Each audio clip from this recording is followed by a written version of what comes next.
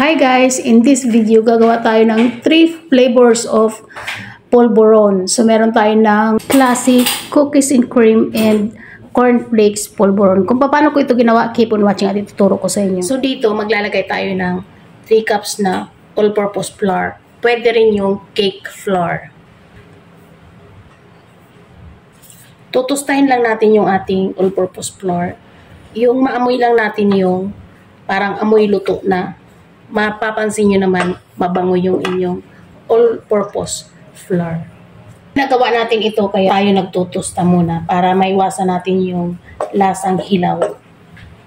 At meron lasang kakaiba kung minsan yung flour. Kaya kailangan ito-toasted muna natin. Sa paggagawa nito guys, kailangan tuloy-tuloy lang na paghahalo para maiwasan natin yung masunog. At yung ating heat ay nasa medium to low heat lang tayo. So kapag ganito na guys, nakikita nyo naman yung texture niya. At maaamoy nyo yung amoy ng flour na parang may natutoast na. So okay na yun. Papatayin na natin. So nakikita ninyo, meron na siyang nag-brown-brown. Okay na yan. So ito na yung ating all-purpose flour na toasted. Maglalagay tayo ng 3/4 cup na white sugar. Kung choice nyo, gusto ninyo isala ninyo para walang buo-buo, pwede ninyong isala. Ayun. So, munti ko na makalimutan. Para maiwasan yung buo-buo. Then, imimix lang.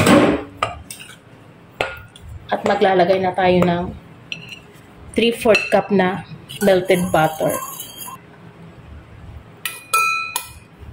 Halo-haloin lang natin.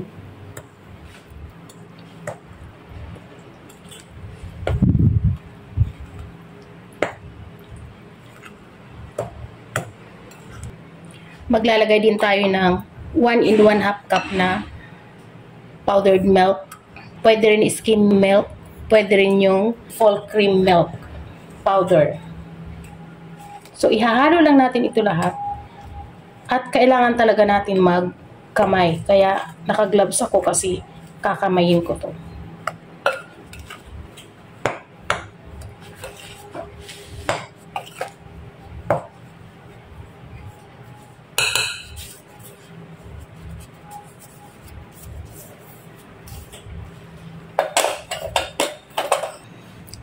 So, ito na.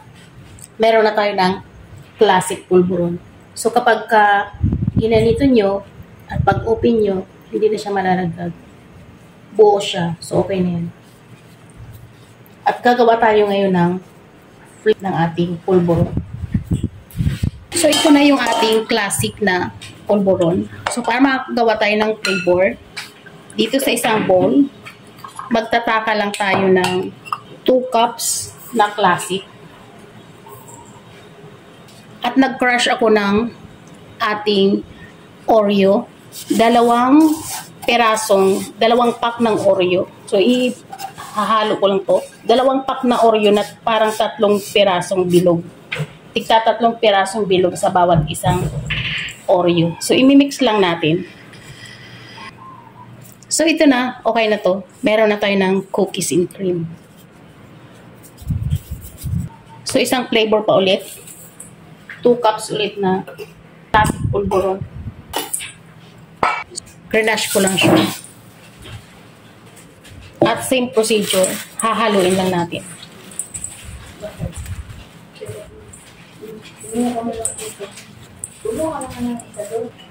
So, okay na to. Imo-mold na natin. Meron ako dito ng molder. Pero maliit lang to guys. Uunahin muna natin yung ating polvoron na cornflakes. So, ididiin lang natin para makagawa tayo ng isang mold. At ilalagay natin.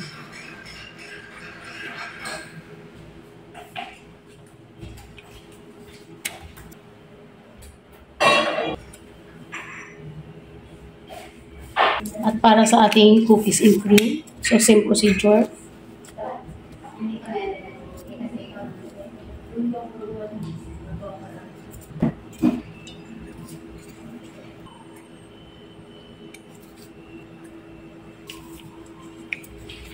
Ayan. At para naman sa ating classic na pulburon. So ito na, meron na tayo ng 3 klaseng pulburon. Ito yung cookies cream pulburon, yung cornflakes pulburon, at yung classic na pulburon. So ayun guys, bago tayo magtapos, kung ikaw ay bago sa aking channel, please subscribe, pakiring the bell all para every time na nag-upload ako ay manonotify ka. At pag-follow ako sa aking Facebook page, Hilda Kitchen Vlog. At ito na yung ating ginawang pulburon. So bye! Comment lang down below para sa mga recipe na inyong ipapagawa pa.